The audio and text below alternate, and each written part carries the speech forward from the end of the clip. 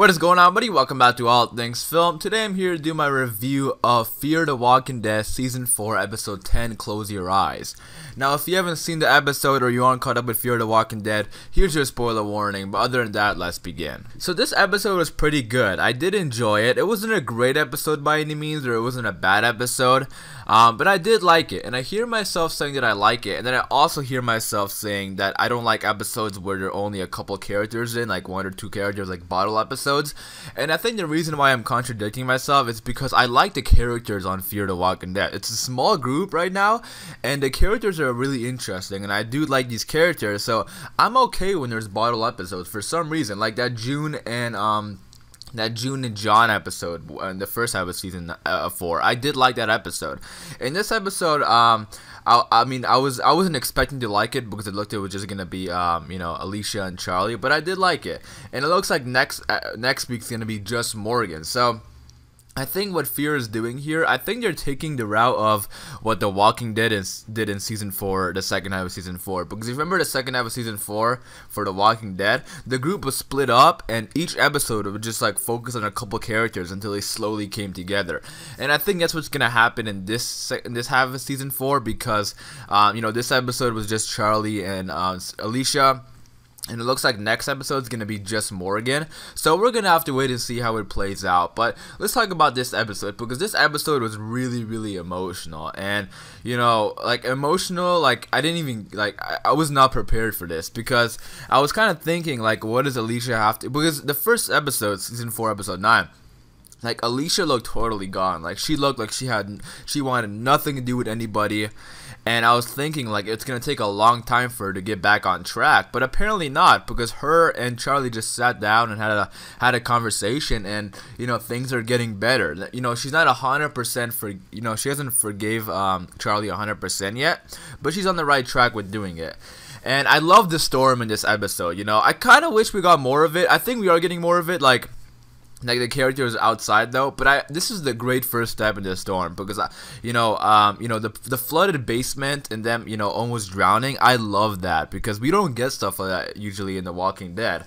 I still wanted more Walker interactions, but I think this episode was really focused on just Charlie and Alicia, so I understand it. But I did like the flooded basement and them sitting there and having a conversation. And oh my god, both the actors did such an amazing job.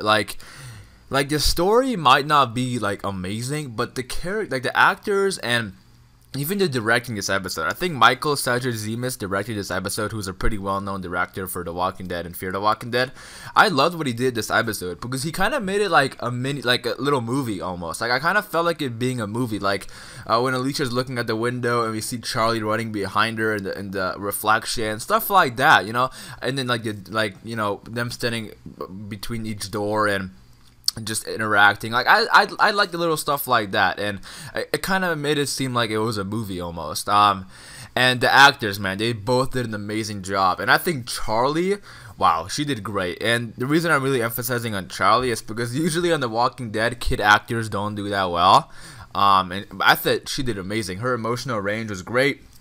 Alicia's emotional range was great, and I love that final moment when they were sitting in the basement ready to die and drown, and Alicia was gonna shoot Charlie, and and then the little flashbacks came of her mom and brother, and she kind of backed out of it. I did like that, and I also, I do feel sorry for Charlie. So they're doing a good job, and this kind of makes sense why she wouldn't want to live anymore. Because remember last episode, Season 4, Episode 9. I don't know why I had to mention the episode number, but last episode, Charlie was sitting on that rock, and that walker came, and she just stood there because Charlie right now, I don't think she wants to go on, because she's super upset, and you can tell she feels sorry for killing Nick, because she went to because she went to Luciana first, and then she went to Alicia, and she spent a lot of time with Alicia, even though when Alicia kicked her out. So I think she's really trying to get Alicia to forgive her, because I'm sure she regrets it, because she was working under some bad people, the Vultures.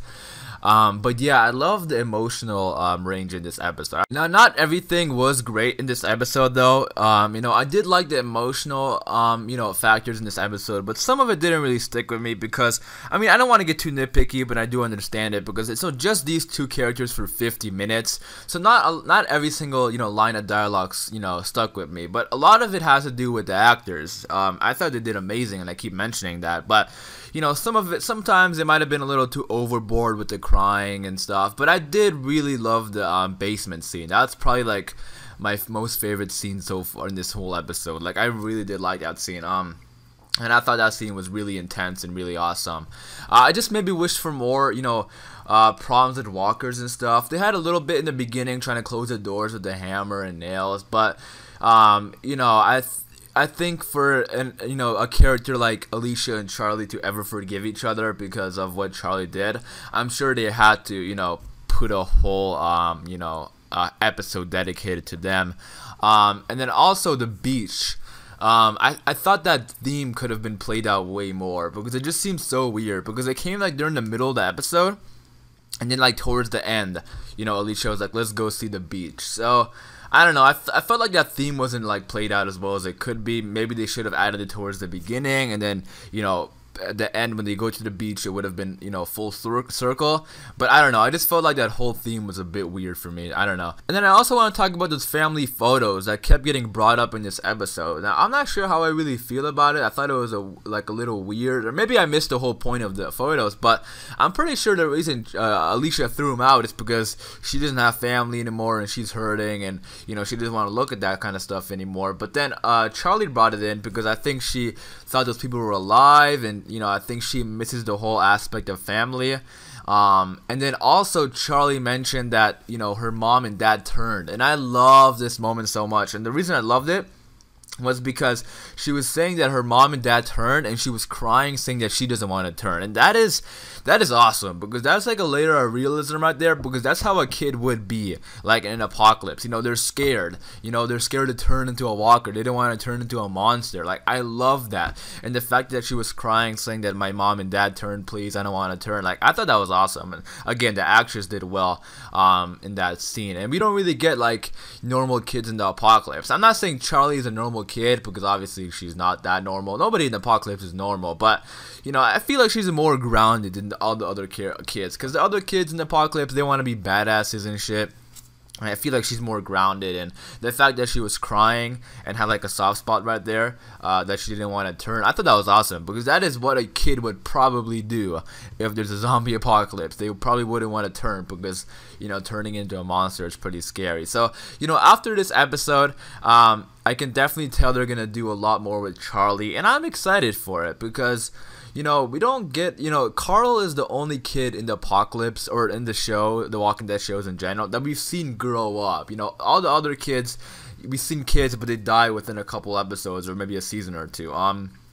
Enid, yeah, but we met Enid when she was like, a teenager. We haven't seen kids grow up in the apocalypse, and we're not even gonna see that with Henry, because they're casting an older version of Henry. So, I feel like I'm not sure what their plans are with Charlie, but I'm assuming it's going to be like long-term plans for her. So we're going to have to wait and see. But this episode was definitely a step in the right direction for, Alicia and Charlie's relationship. And overall, I thought the episode was good. It wasn't an amazing episode or anything. And I know a lot of people might be upset because it was like a bottle episode. But, it's, the group is split up right now. It's going to take a couple episodes. But I'm excited for Fear, because I think the characters are awesome. Like, every single character, every single new character we got this episode, they're all been amazing characters. And I'm excited for the future of Fear. So I'm gonna wrap it up there, though. I hope you guys did enjoy this video. In the comments down below, be sure to leave your thoughts and opinions on the episode in Fear the Walking Dead. And thank you guys for watching, and thank you guys for all the support on these videos. For daily Walking Dead videos, be sure to hit the subscribe button. It's been all things film, and until next time, peace.